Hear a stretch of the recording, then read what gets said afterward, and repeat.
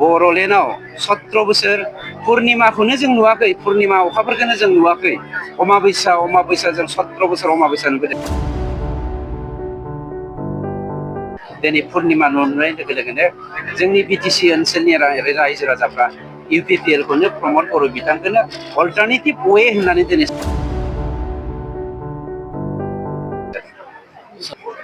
This is up to हिम।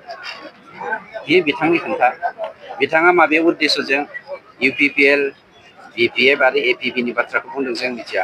खिन्थु बिटिसिनि बर'ल' नङा, बिटिसिनि 35,84,000 गासैबो जाति जनगोष्ठीआ बर'खौ लाफानानै जि धोरोमनि मानसियानो जा, हिन्दु, मुसलमान, ख्रिस्टियान, सिख, बुद्धिस्ट, जैन, बर' अनाबर, ट्राइबेल, नन ट्राइबेल गासैबो मानसिया मिस्टार प्रमद बर' होननाय सासे गेदेमा सुबुंनि दैदेननायाव बिटिसि सरकार जे जाबाय दङ, जायखौ जोङो बर'लेण्डआव 17 बोसोर पुर्णिमाखौनो जों नुवाखै, पुर्णिमा अखाफोरखौनो जों नुवाखै।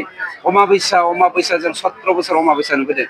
दिनै पुर्णिमा नुनाय लोगो लोगोनो जोंनि बिटिसि ओनसोलनि रायजो राजाफ्रा UPPL खौनो प्रमद बर' बिथांखौनो अल्टारनेटिभ वे होननानै दिनै सायख'खाबाय। बेवहाय सोरबाया मोननै मोनथाम खौसे जानांगौ, सोरबाया ज' जानांगौ, बेखौ जोंहा बुंनांगौ गैया। लेट देम काम। बेवहाय फैनो हायो। मानोना जोङो देरहासार जानो हादों, जोङो गणतन्त्रखौ गायसननानै देरहासार जानो हादों, जोङो दिनै सान्तिखौ गायसननानै।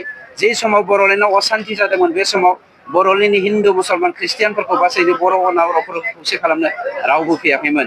दिनै मानगोजा प्रमद बर' बिथाङा बेखौ गायसननायजों लोगोसे जोंनि गुबुन गुबुन राजनिति दोलोआ रिजनेलानो जा, नेसनेलानो जा फैनानै दिनै बिटिसिआव राजखान्थि गेलेनो फैनो नागिरदों। लेट देम काम, वी वेलकाम देम।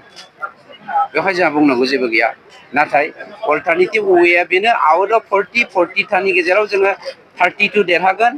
8 थाखौ जोंसो गोसोबायदि नोंथांखौ देरहाहोनांगौ ना बिथांखौ देरहाहोनांगौ ना सोरखौ देरहाहोनांगौ, इट डिपेन्ड्स अन आस।